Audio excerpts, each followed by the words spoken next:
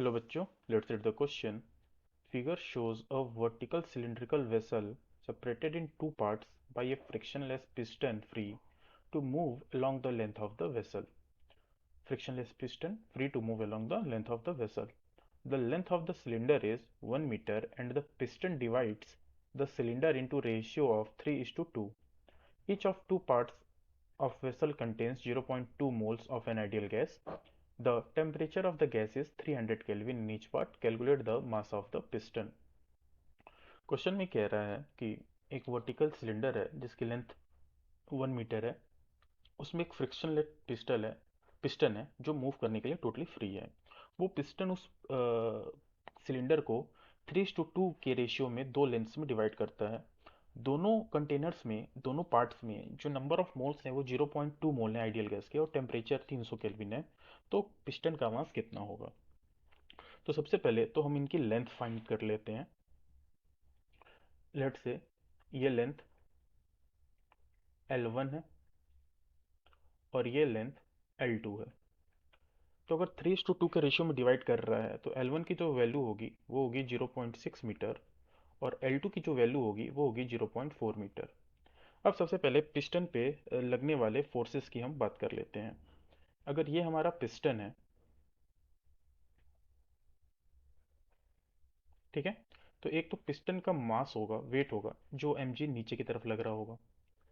अगर वो upper part में जो प्रेशर है वो P1 है और लोअर पार्ट में जो प्रेशर है वो P2 है, तो अपर पार्ट से लगने वाला जो फोर्स होगा दैट विल बी, और एरिया अगर पिस्टन का A है P1A, और लोअर पार्ट से लगने वाला प्रेशर विल बी P2A। ठीक है, तो वेट mg नीचे लग रहा है, P1A नीचे की तरफ लग रहा है और P2A ऊपर की तरफ लग रहा है। तो इक्विलिब्रियम की कंडीशन में P2A की जो वैल्यू होगी वो P1A प्लस mg के इक्वल होगी।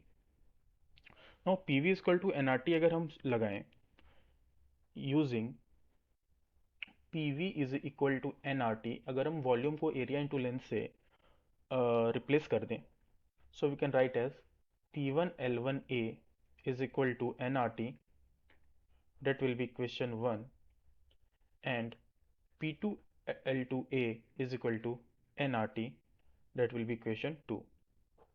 ठीक है, ये इक्वेशन 2 है, ये इक्वेशन 3 है और ये हमारा इक्वेशन 1 है। तो अगर हम P1A और P2A की जो वैल्यूज है इक्वेशन 2 और 3 से इक्वेशन 1 में सब्स्टिट्यूट कर दें, then we will get n RT upon L2 is equal to n RT upon L1 plus mg। यहाँ से हमने P1A और P2A की वैल्यू यहाँ पे सब्स्टिट्यूट कर दी है। सो m की जो वैल्यू आएगी, जो मास हमें निकालना है, वो होगा nRT upon g into 1 upon L2 minus 1 upon L1। अब वैल्यूज को पुट कर लेंगे। n की वैल्यू है 0.2, r है हमारा 8.3 और टेम्परेचर है 300 अपॉन g की वैल्यू हम 10 रखेंगे और L2 है 0.4 माइनस L1 है 0.6। सॉल्व करने पे मास की जो वैल्यू आएगी that will be 41.5 kg। I hope you understood it well. All the best.